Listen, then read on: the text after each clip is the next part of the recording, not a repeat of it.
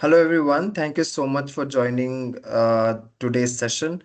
I'm Varun. I head the hospital success team at Medlearn. Very warm welcome to each one of you and our esteemed speaker for today. As you're aware, Medlearn hosts a series of industry expert sessions to empower and strengthen the healthcare community through knowledge transfer sessions. Today, we are privileged to have our expert, one of the renowned faces in quality and compliance management. But before we give you a brief on the speaker's expertise, let us understand a bit about Medlearn and what we are and what we do. Requesting Subhashi to kindly play the video for us.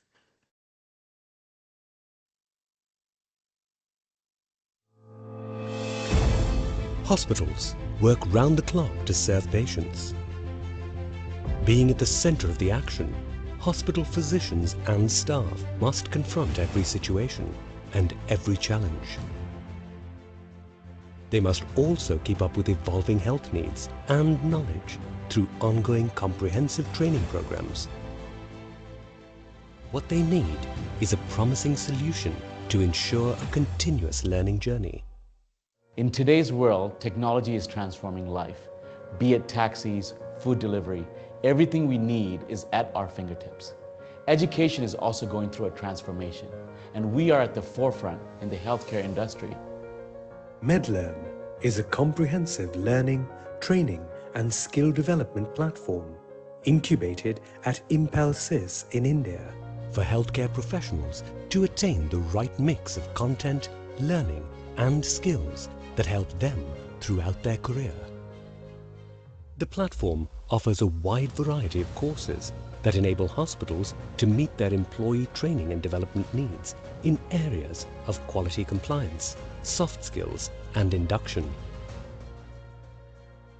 The platform is designed in a way that it enables easy tracking of the real-time status of their learning progress.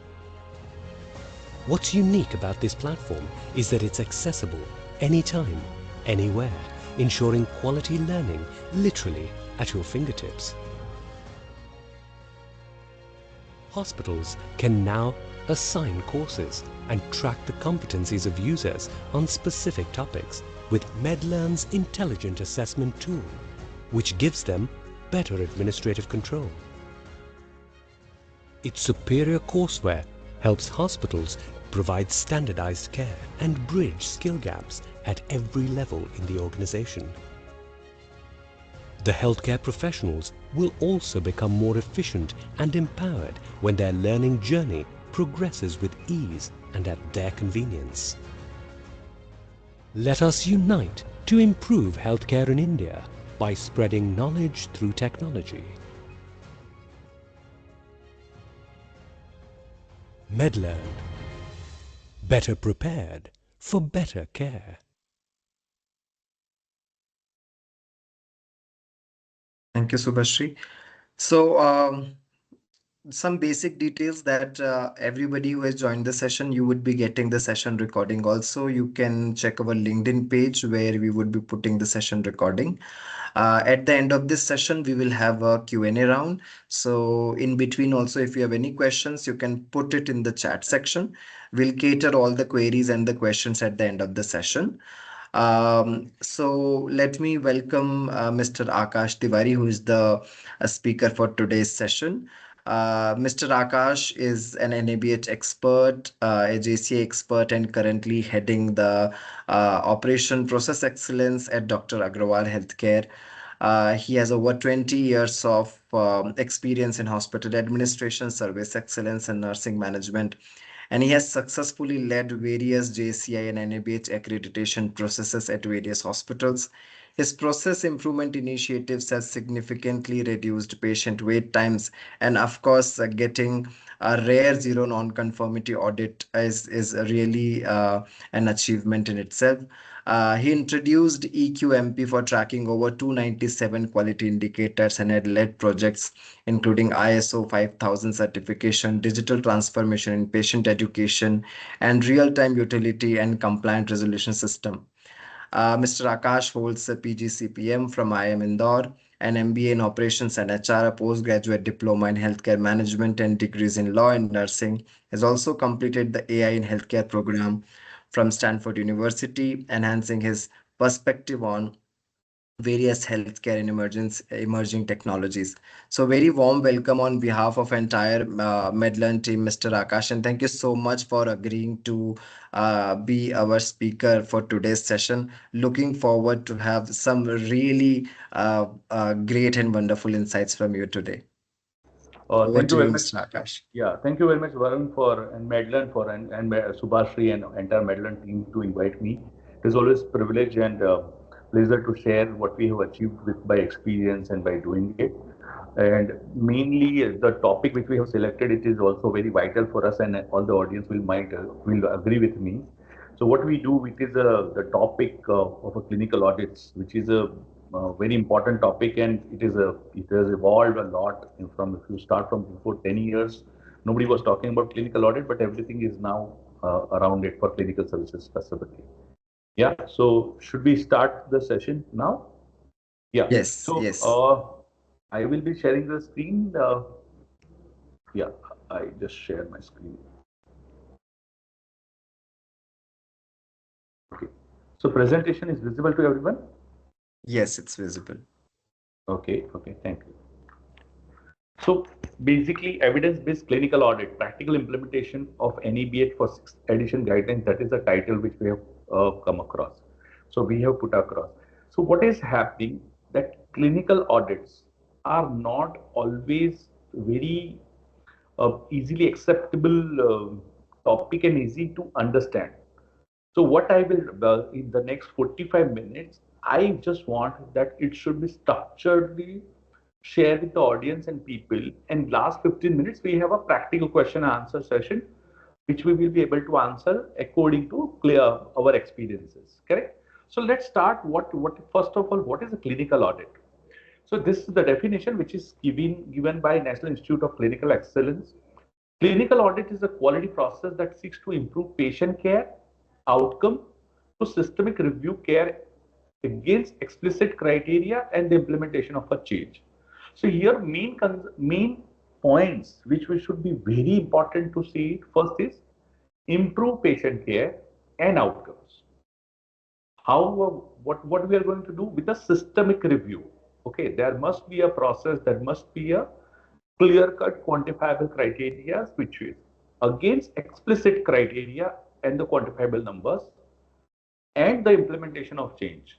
So how we are going to track this changes, that is also to be covered into this aspect of structured processes and outcomes. I covered what is structure, what is process, and what is outcome for a care which is going to give to the patient against the criteria which we have already defined. So, where indicated, changes are implemented and an individual team or service level and further monitoring is used to confirm the improvement in healthcare delivery. So one thing is very clear, clinical aid is never be a one-time exercise. It is a continual improvement project which should be taking. No doubt, you can prioritize or change the priority as per result we have already got. So basically, we should understand what is a clinical audit.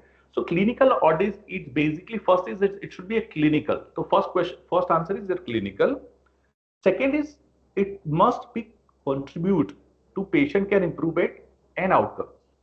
Okay, and it cannot be a very means it should be very structured. Okay, it's a systemic. It should be written down in such a way that it should look like that is a professional approach or scientific approach has been applied to this.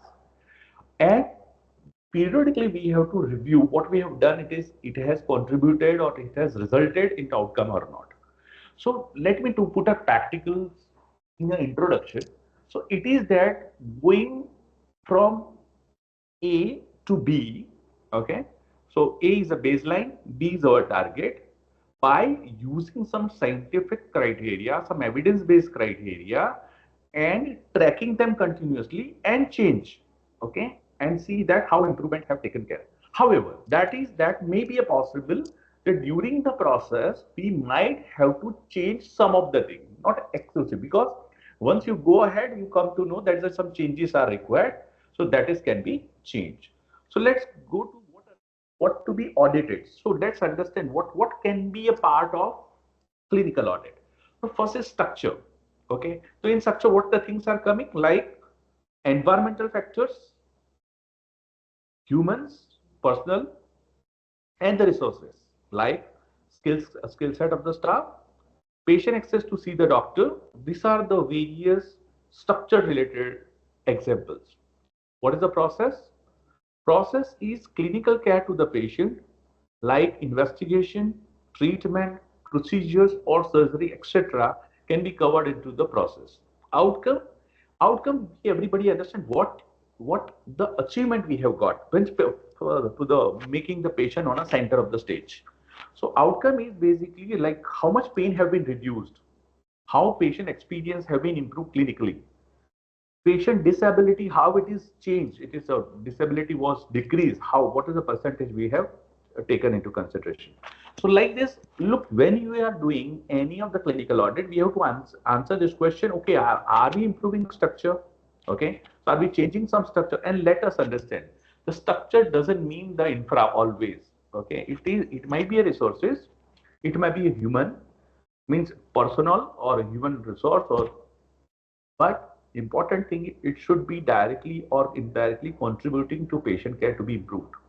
Second is process, and third is outcome.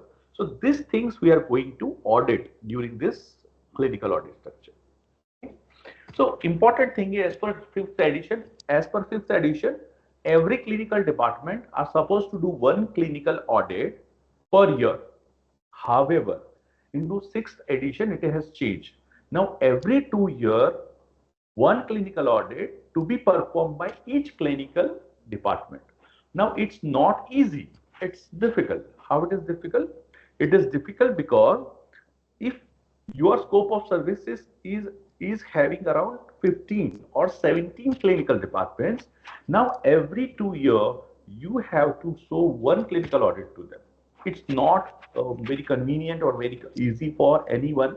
So it requires lots of involvement, engagement, and because it is a clinical audit, clinical involvement is prerequisite of the same. Okay, we cannot do any clinical audit apart from doctors, nurses, support of technologists, which is a working in a clinical side. So it is very important when we are talking about clinical, then it must be covered clinical. Okay, other things are there, which is a structured process outcome, non-clinical area we can improve. That is a possibility. But as far as concern of clinical audit, it must be focused on a clinical side. So what are the prerequisites? What we want before starting it? First is purpose. And that purpose should be clearly defined and simple. Look, purpose of clinical audit to improve. Okay. Improvements happens when we involve maximum people together. Okay. It's not like that some two senior doctors are meeting, means starting one project and closing it. It should be maximally clearly, simply understood by all the people who are contributing to the audit. And when I'm using the word audit, it's not inspection. Actually, a it is basically a review to improve the performance. Okay, so that is very, very clearly understand. Audit should be taken as a learning opportunity, not as a negative word that we somebody will ask and check. No, we are there is no, there is a check, but there is a review mechanism. It's not a checking and finding a fault of anything or any system. So do not use the word audit only for this. Okay, audits are for improvement. Intention to be effect of change or for the better. That's very clear. It is a self-explanatory. Anonymity to be maintained. It is very important. If we are capturing a data, the data should might have the number of a patient, MRI number of patient, UHID of the patient. It must not cover the name of people who are participating in clinical audit. I'm not talking about staff, I'm talking about specifically the patient, because in clinical audit, you will be capturing the patient details because and that outcomes to be captured. So that's why anonymity to be mandatory maintained, never ever disclose the patient identity. Okay, for all any presentation. Okay. Okay, good record keeping system, that is very vital. Maybe electronic, maybe manual, maybe manual to complete it in Excel. This all are acceptable. However, you can this data should be tracked back. That's very important. A structured committee. That's very important. So now, if we do some clinical audit, there must be a people to see what we are doing. It is going good or bad. So good, bad, or we are improving, or there is another area of improvement which we are not able to focus. If there any requirement to change, this all things will be covered by structured committee, and these people should be there to participate. Okay. Clinical audit should be fair, impartial, professional. Qualified audit team should be there. Feedback mechanism, once we got if something has not improved, we will get back to them and tell them this is not happening, how we can improve. Regular audit meetings, and as per the findings of the meeting, there should be minutes of meeting should be circulated. So this is a actual clinical audit process. First is preparing for audit and selecting a topic. First thing, okay, we must clarify that what is the topic we are identifying and why we are identifying. Clear? Set a criteria and standards. So what we want to capture, which are the criteria and which are the standard which we are going to follow. Then we start measure the level of performance, data analysis, comparison with the standards. So what we want to achieve, okay, that is to be measured as a part of this. Okay, and analysis and comparison with the standard, making improvement and sustaining the improvement. So once it is done, then it will be continuously followed. Okay. Am I audible clearly? Yes, sir. Yeah, You we are audible. can hear you, Akash. Okay. Yeah. So basically, these are the overall bird eye view structure. So first is prepare the audit for and select. First is topic, what you want to do. Okay. So first is topic selection. To achieve that topic, which are the criteria and standard we want to achieve. Third, how you are going to measure, and after measurement, how you are checking the performance. That performance related data to be analyzed. That should be compared with our benchmark or the standard or maybe target. Okay. Then according to when we are not achieving, how we are changing it, improvement to be documented, because we want to sustain the improvement after period of 2 months, 3 months, 6 months, like that, as per the criticality of the topic, it should be reviewed. So like this entire clinical audit process works. So let's have a stage wise how we will be going ahead with the stage 1, 2, 3, 4, 5. 4, till 4. Select a topic. Choose an audit priority and pick a topic area of importance or a concern. Okay, that's very important. For this, you can use a priority index. Okay, so priority index is basically they are saving us some quantifiable criteria, which will say what is the impact of this criteria. Okay, when you choose this topic, how it is impactful, it is legally required or not, or it is a patient safety. It means if you are not doing this, there must be a patient safety issue. So if you consider this all points, you will be having a priority index, because you might have a almost 15, 20, 30 topics with or area of concern with you. So what to be followed? So that is to be do a priority index. Once you do a priority index and priority metrics, in the priority metrics, you come to know which is the most priority for us in a quantifiable way. And let me tell you, not only this, anywhere, when in quality improvement also or quality indicator also, when we are choosing a quality indicator, our priority metrics to be followed, that what is the consequences, what is the likelihood, what is the frequency, what is the impact of this quality indicator and why we are doing it. That's why very important. So what are the questions we should ask when we are selecting a clinical topic? So first is it a measurable? Because if you cannot measure or measure, you can measure, you cannot improve it. That's the first thing. It should be measurable. Second is it is evidence based. So it is very important that when you are choosing a topic, it will be having some evidence behind it. Is improvement achievable? Okay, these are the questions which you should be. There should be debate should happen. It's not like that I am saying that do clinical audit on this, we do it. No, there's a checkpoint. we should be asking a question like, okay, it is a measurable, it's evidence based, okay, and if it is evidence based, how you are going to prove it? So it will be a literature search, some guidelines are available, some clinical pathways are available, somebody already doing a good job on that particular topic which we are facing, so we can definitely take this as a references. Is improvement achievable? It is a possible to give achievement. That is very important. Do not accept a means. Do not choose any of the topic which you are not seeing any improvement can be possible. Okay, because some of the control are not your hand. Sometimes, which is a staff shortage in such a high level that in spite of all the efforts, you are not able to close it, or some resources which is not available in your hospital. So that the time, do not take the clinical audit when to show or to do a real improvement is achievable. Does the project has a clinical relevant support? Who is going to undertake the audit? So these are the questions which is very vital for us to ask ourselves before starting any of the clinical audit and to choosing the topic. Now, when we are talking, we have to prioritize. As I already mentioned, that what is the priority matrix which you are going to apply. So first is how we are going to prioritize clinical topics. So first is the high cost. High cost, high volume, high risk to the patient or the staff. These are the first criteria which you have to check.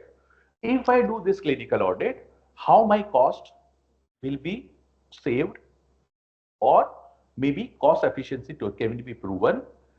This clinical audit will be impacting maximum of our staff or a patient.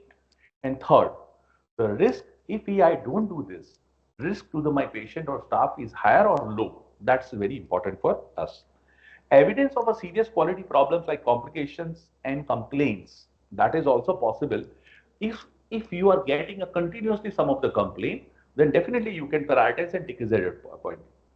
Financially important, if this clinical audit will be improved and financially it is a viable for us or not. Local, national and clinical guidelines. Okay, so if local and national guidelines are already available, they are doing better than you, or guidelines we are not able to match up, you can choose that clinical audit also. And priority of the organization, how we are going to do it. Suppose your organization has a very good support of a cardiovascular surgery, or maybe cardiology, or maybe orthopedics. So at that time, organization wants to improve, particularly that clinical side. So we definitely can take as a clinical audit and improvise that specific center of excellence development. So it can be very supportive for this. So how you are going to start the audit? So first is define the purpose. Why you want to do this audit? What if we don't do it? How? What is the drawback? Or what we are going to achieve if we do this? Give a clear outline aim of what you expect to achieve from the audit.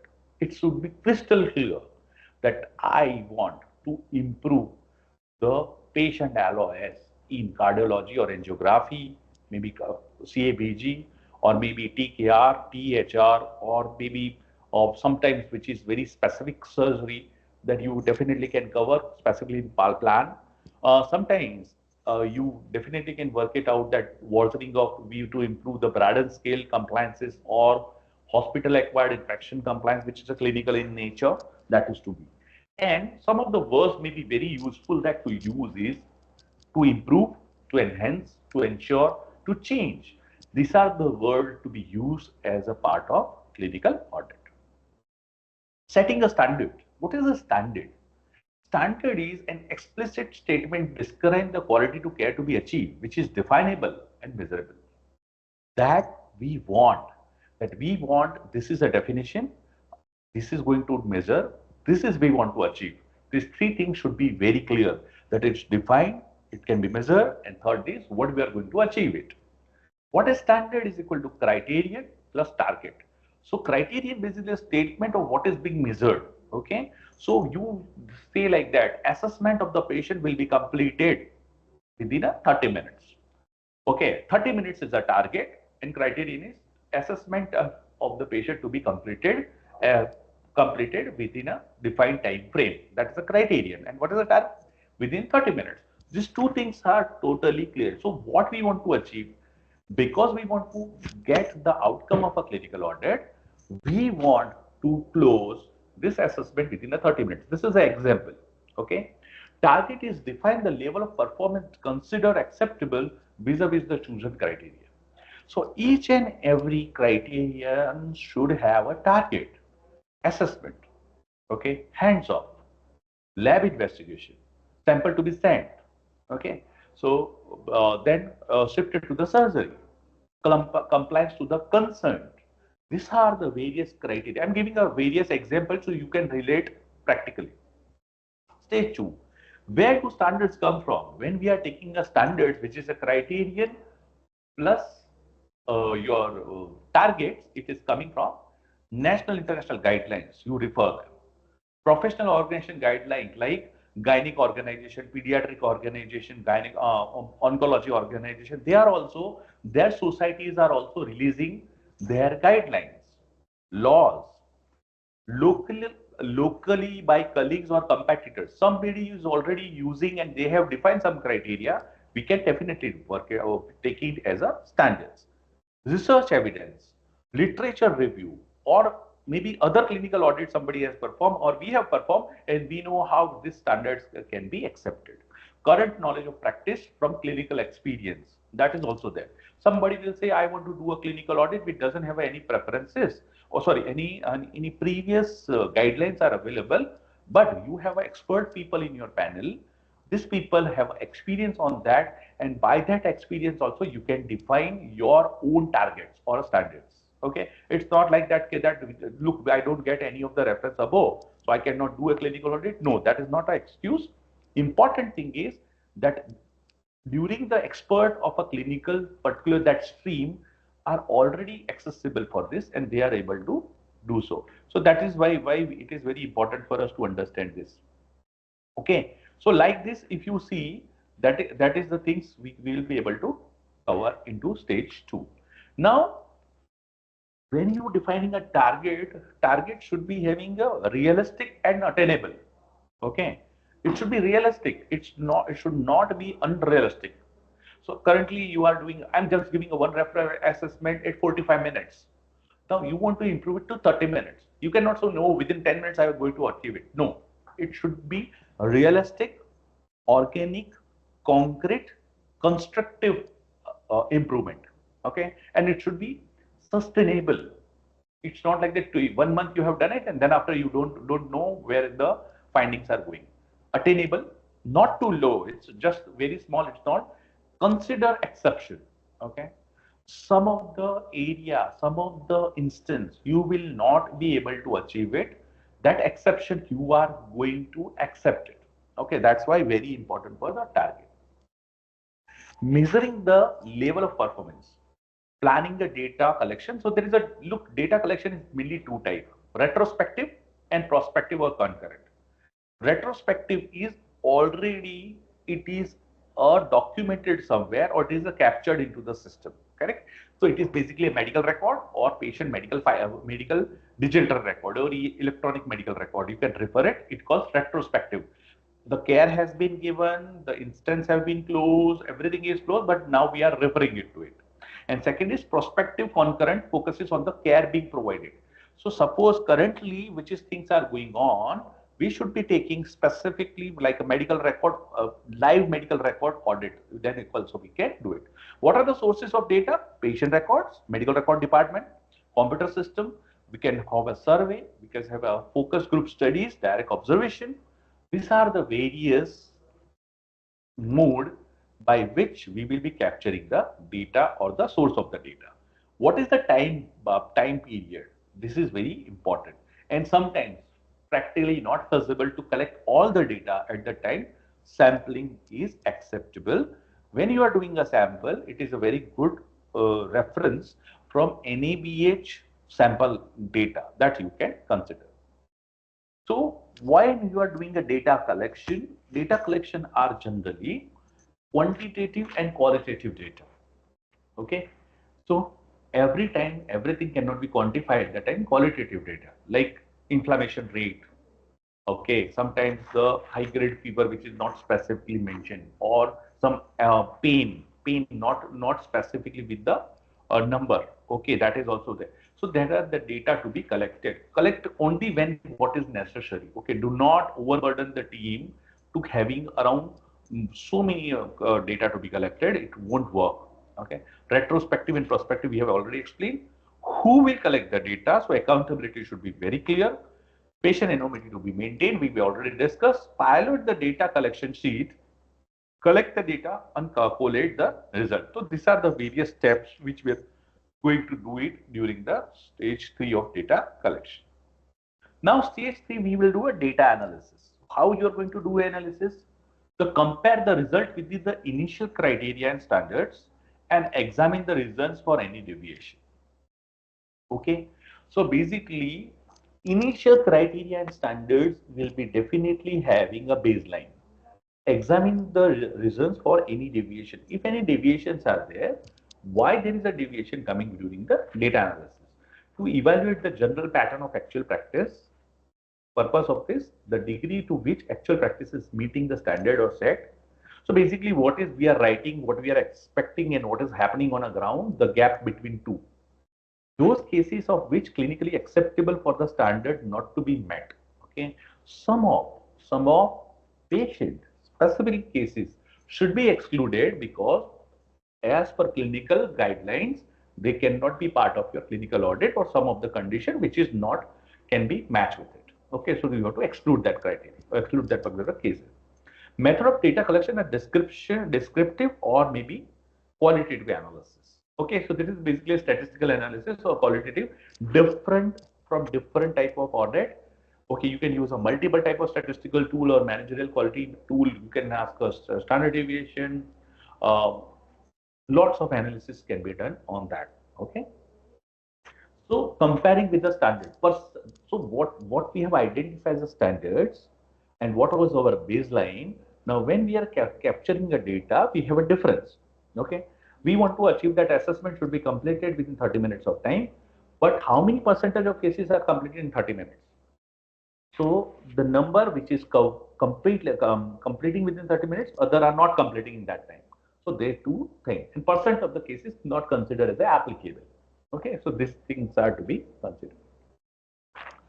Look, when we are having a meeting of a clinical audit committee, when we will be displaying with the all subject matter expert in this, some of the guidelines are there which we should be doing it for a proper execution and show the improvement.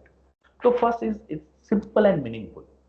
Okay, it should be very simple. Look, I always have a challenge with the quality systems in healthcare quality. We try to make it complex thing, okay, by using lots of complicated tools. But basic understanding is very clear. We should use various type of tool, but we should not be using to display the complexity of the same. We should be very clear about that. What is the most simple things to be represented? Okay, that's why we have to do it. Representation as a bar chart or a pie chart with a simple number that will help.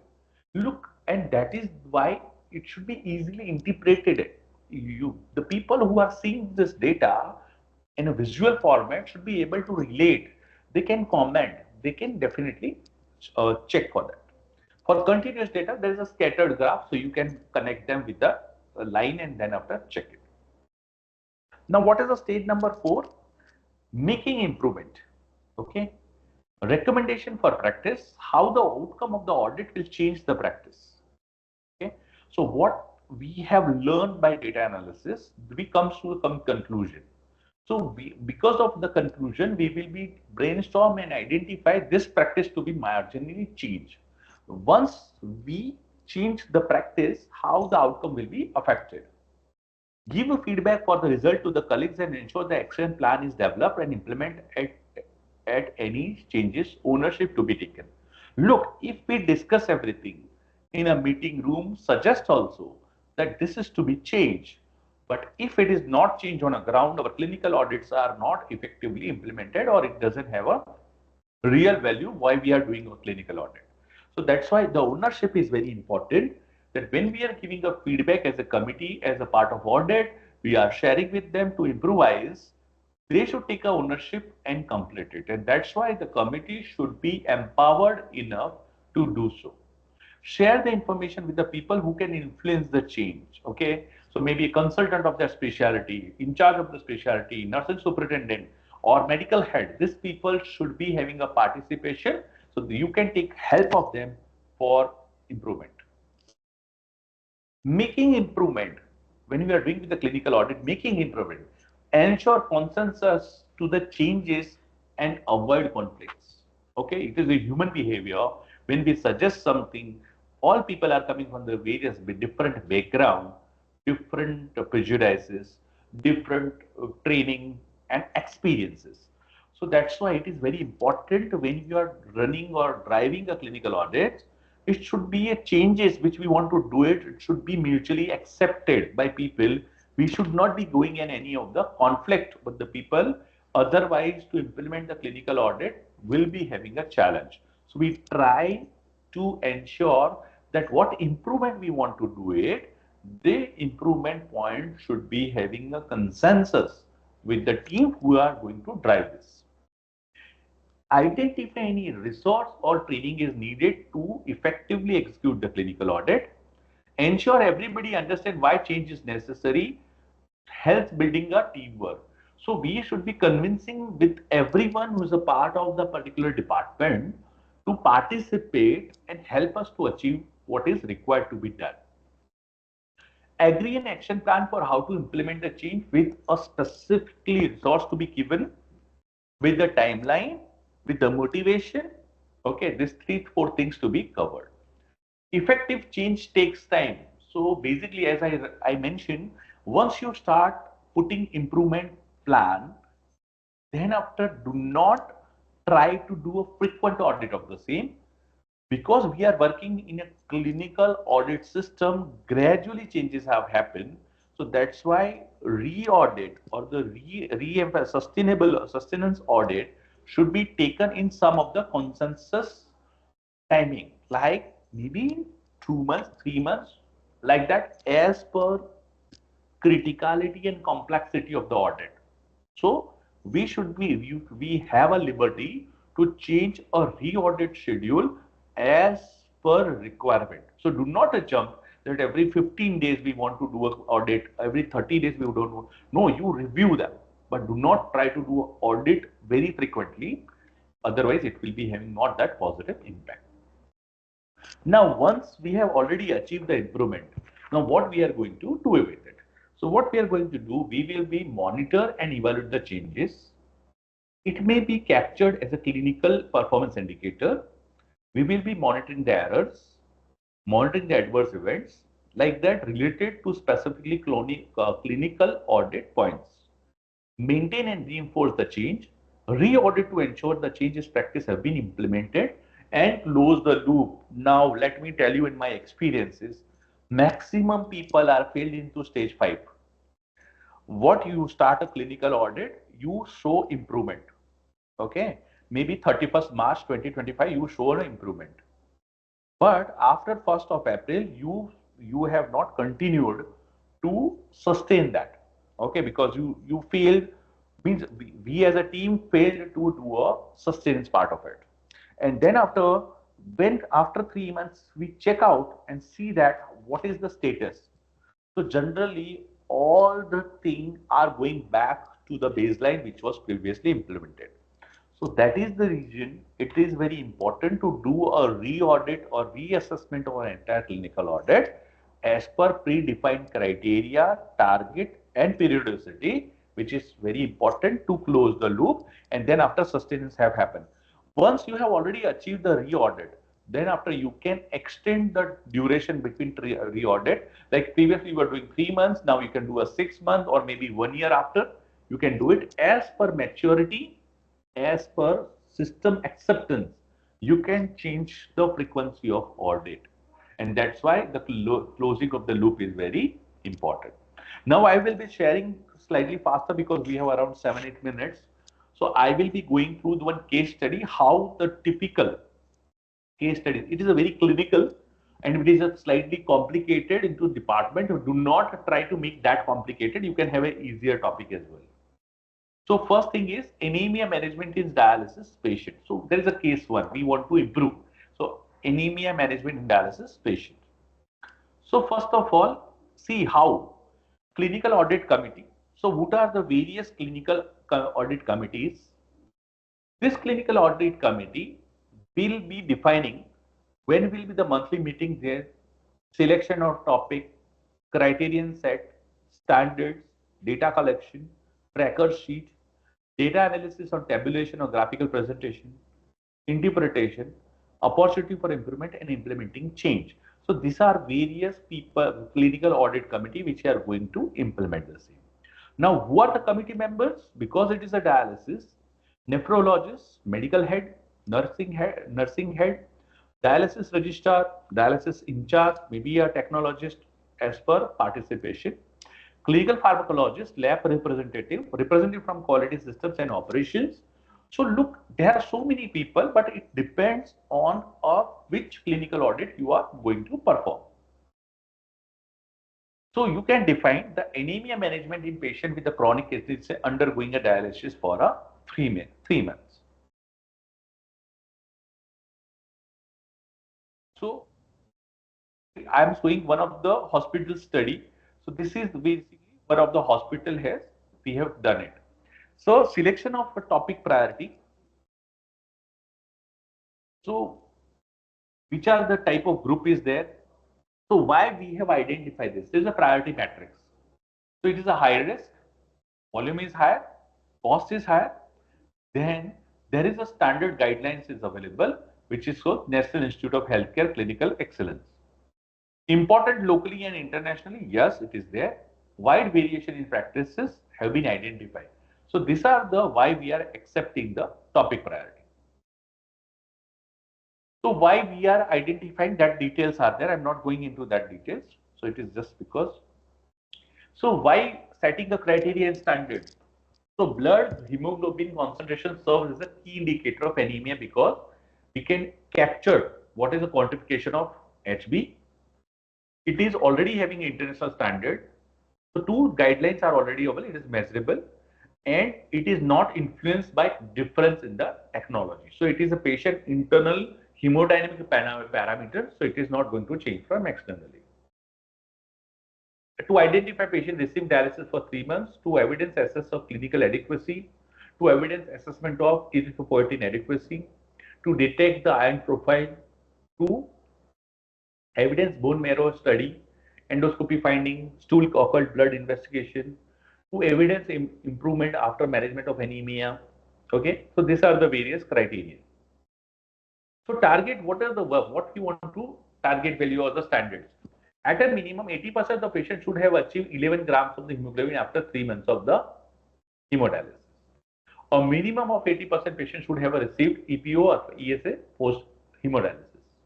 A minimum of 80% eligible should have received from infusion, injection, B12 nutritional supplement. A minimum of 80% patients who are eligible should have undergone investigation, bone marrow, endoscopy, and stool echo. So we have studied maybe 6 months from the October 24 to March 25 has been underlined the study. Random sampling method, 70 patient covered. Evidence-based observational and comparative study was selected as a data collection. So data collection was done as a data was from various parameters has been collected on a data tracker sheet like this.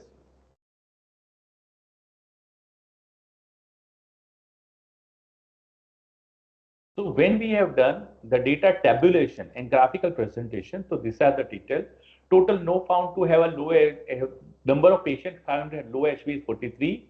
Anemia due to EPO deficiency, iron deficiency, inadequate HD and EPO erythropoietic. The other causes like this is defined. So this is effect of anemia management. Patient P1 to P69, you were able to see this.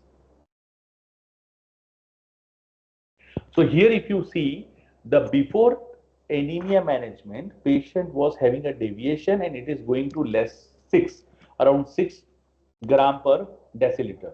But now after the implementation of it is improved and it is near to minimum, it is 8, not 8 then 8 or less than 8 has been identified. So how we have completed the span. So identify the topic on best priority, risk, volume and cost. Patient on dialysis for 3 months, infusion of B12 iron erythropoietin nutritional supplement. Baseline data previous 3 months. So which are the patient which is having less than 10 grams of the hemoglobin. Golden side nice to achieve more than 11 grams. Data collection with tracker and do a audit of the same with the supervision of consultant and support the nurse and technicians. Level of performance means the level of performance data analysis compared with the standards. Improvement needed like increase in HB level, number of dialysis, erythropoietin, B12 and iron infusions. What is suggestive change? Bone marrow endoscopy stool occult as suggested changes and re-audited that how it is further improved and sustained. Like this, it is continuously doing it. So this is all clear about how the clinical audit have been performed. Okay. So like this, you will be in the position to identify the clinical audits and how to structure the entire clinical audits to follow it. Okay. So I'm stop sharing my screen now. Yeah. Thank you so much, Akash. It was, but before I, thank you. Any questions? I'd seen some hands raised. Soumya, I remember one of your hand raised. Subhashi, can you please type the questions, everybody?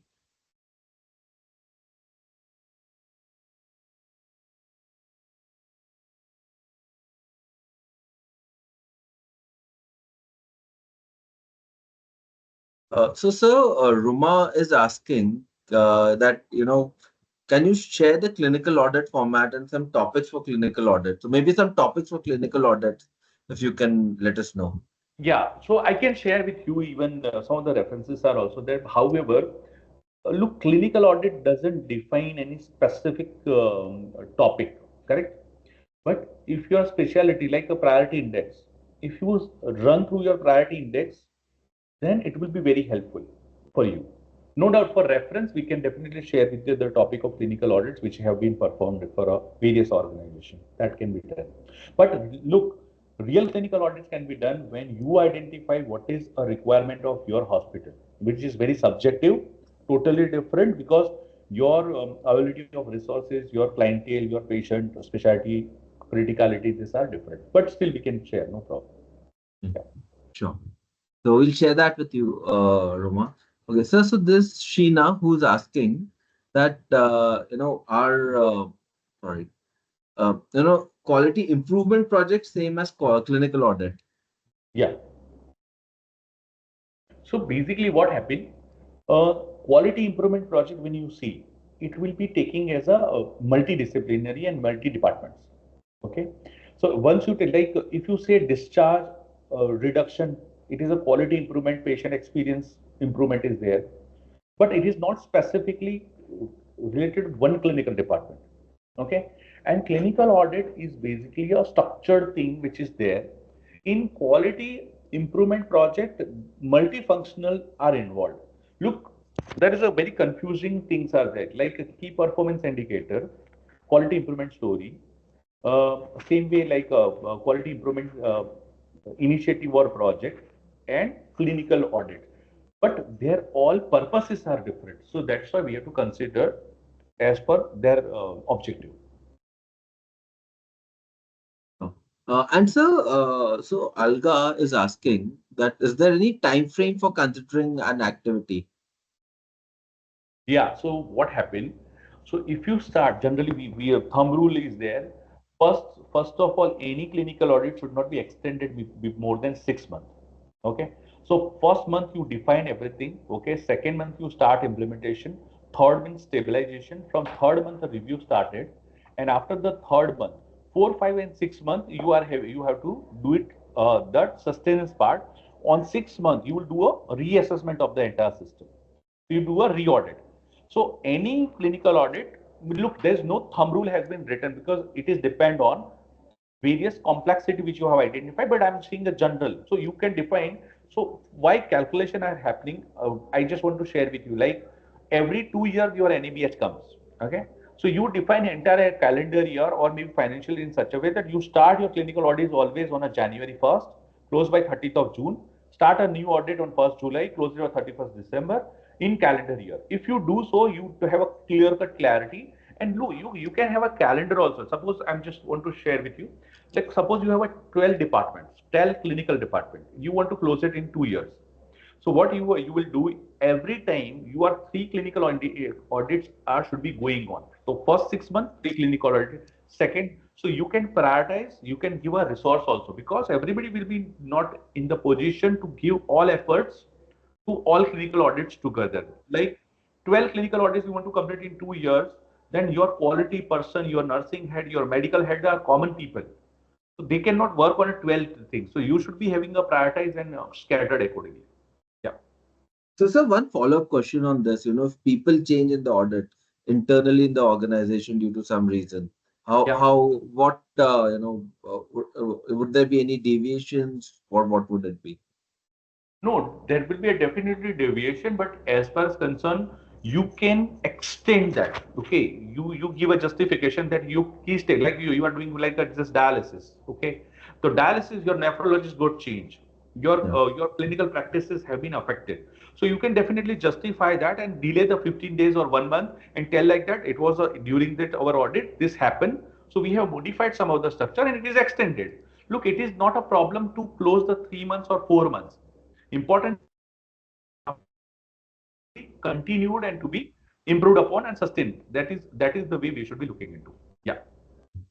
And so another question, which is again very interesting, is that is it clinical audit is only limited to clinicians, or pathology, laboratory, radiology, all these departments would also come under clinical audit? Look, when a patient clinical care is involved, all people are participating. So, doctor, nurses, even a non-clinical doctors, like if you say radiologist or maybe pathologist, they are also contributing to this. I just want to share with you. Suppose you are having a radiology related issue, okay? So radiology related patient experience or patient clinical issue, or you want to reduce the way up, particularly clinical side of this particularly radiology. So you can choose a clinical side. At that time, your radiologist and pathologist will be participant to the same. And I think radiology and pathology are participating to all clinical audits when you are seeing some clinical data. Here also, when we are talking about HB, so HB is always related with the pathology. So you can definitely take because the methodology of the HB collection has not changed or not, we can definitely take support of them. Yeah. No.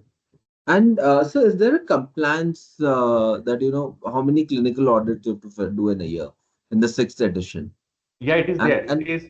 Yeah. So as per your scope of services, how many clinical department you are showing, each and every department has to do one clinical audit every 2 years.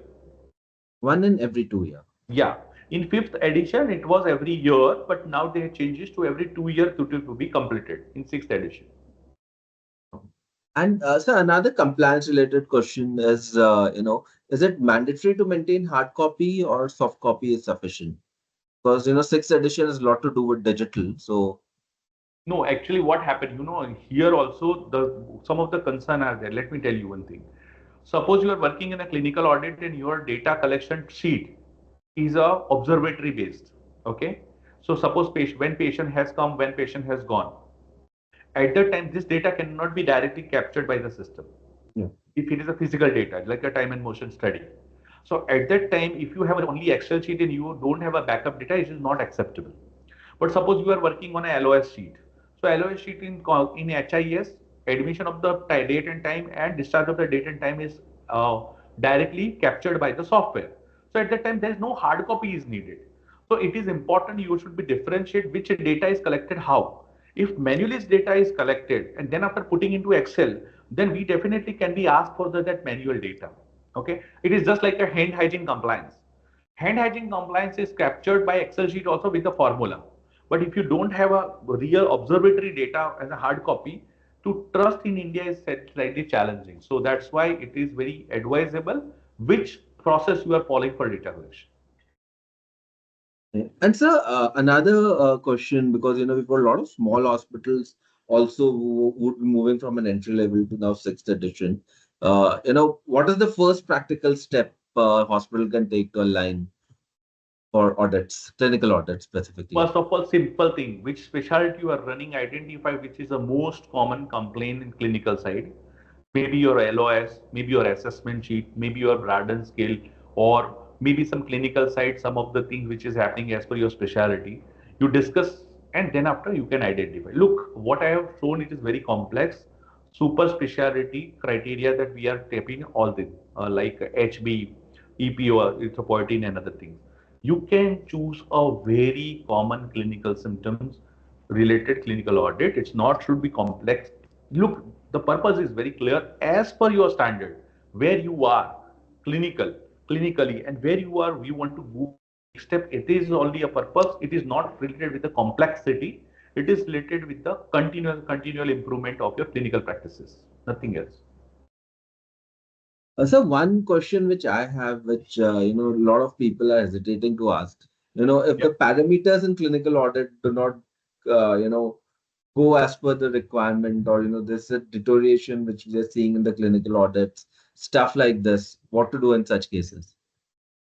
Look, if this data is specifically representing the real concern on ground, then you can't do anything. You have to extend the clinical audit, and because it means that your corrective or preventive actions which you want to take it's not effectively done. I'm not saying it is one person of any other person. It is definitely. So what you do, first of all, you revalidate your data. The data collection is clear or not. Second thing, you want to, like you have mentioned in your audit committee, you wish to change some of the criteria for achievement. That also you can do. If you have taken a very hard complex target, but you know after 1 month down the line that you are not able to achieve it, then you definitely can modify as per your committee, but it should be documented that we have changed our guidelines on the, means targets on the same. You definitely can do. But look, it is always advisable to go 1 to 2, not 1 to 5. That is there. Yep. And so can medical audit be considered as clinical audit?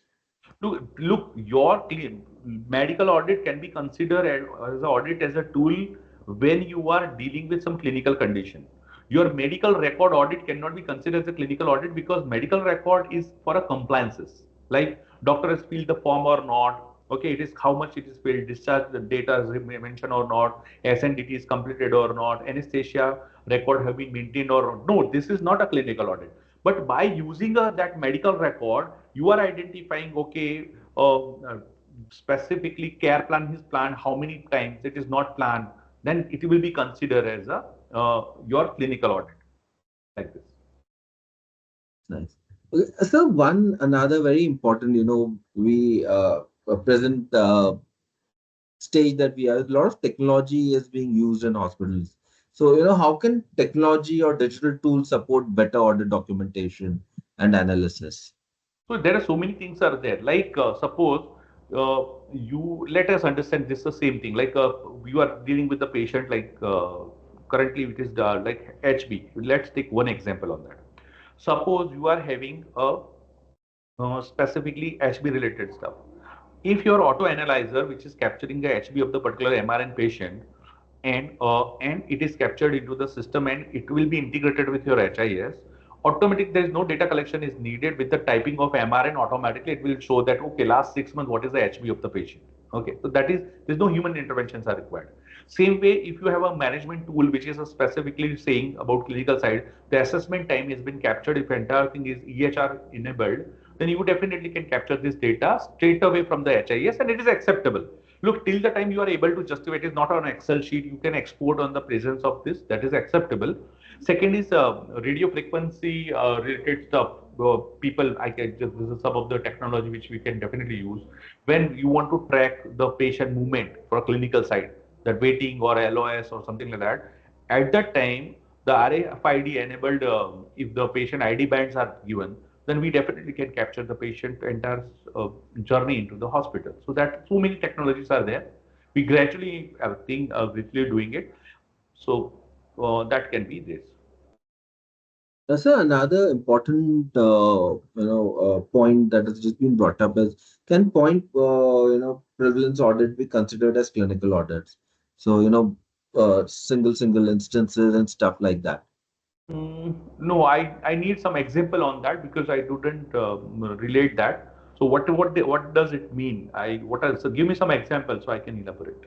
Saujanya, so if you can just share some examples across Yeah, what is the the question? yeah. Yeah, so I can give an example that it is to be considered or it cannot be considered. So, sir, another very again, we have a lot of small hospitals also here, and there's a limited staff that the hospital has. So, how can they implement effective clinical audits without overburdening the team? So there is look. Technology. Yeah, so basically, even you are having a small team, that small team can identify the topic which is as per resource available, need of the organization, and as per priority matrix. So you can identify without a much budget, and it should not be too much burden for the patient also. Oh, sorry, for the staff also. So like that, we can identify. It is all depend on which clinical audit topic you are identifying. Yeah. So there is no direction or there is no instruction have been passed by NABH to say like that you do only this clinical audit. They have given a liberty for the organization to choose what is best suitable for them and then do some clinical audit. But methodology to be followed the same and improvement at the end of the process to be shown. These two things are very vital for us to follow. Yeah. So, sir, coming back to the first question, so point prevalence like some medication safety audit, IV line care, management, etc. So, can they be considered as clinical audit? No, no. Why they cannot be considered? Because you know one thing, you should not have a multiple thing like this. First of all, you are capturing HAI data. Okay, so HAI data reduction is quality indicator, and you are already capturing the scientific evidence is available. Here, apart from scientific evidence or some of the rule, you are identifying some of the topic. You develop your methodology, and then after try to improve it. So that's why clinical audits is slightly different. Look, if you see hand hygiene compliance, HAI data capturing, okay, and NABH has already given the quality indicators, which is 60 now. Okay, 18 is super special, 32 was available. So this indicators, specifically this indicators, if you total 50. So this total indicators are already representing some of the things. If you capture that, automatic things are happen. But apart from there, as per specific, very important for your department to grow, clinical audits have been defined from clinical side like this. That's why the routine processes cannot be considered as a clinical audit.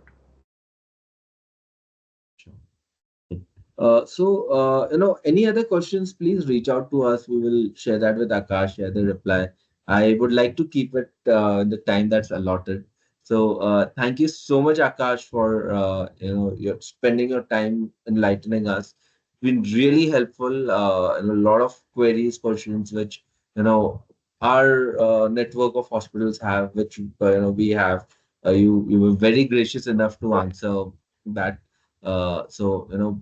Thank you so much for clarifying the doubts, taking out time, and educating us with the clinical audit thing. Yeah, thank you very much. It is a Yeah. privilege to Thank you do so that. much. And if Thank you. anybody, if you got questions, please reach out to us at info@medlearn.com.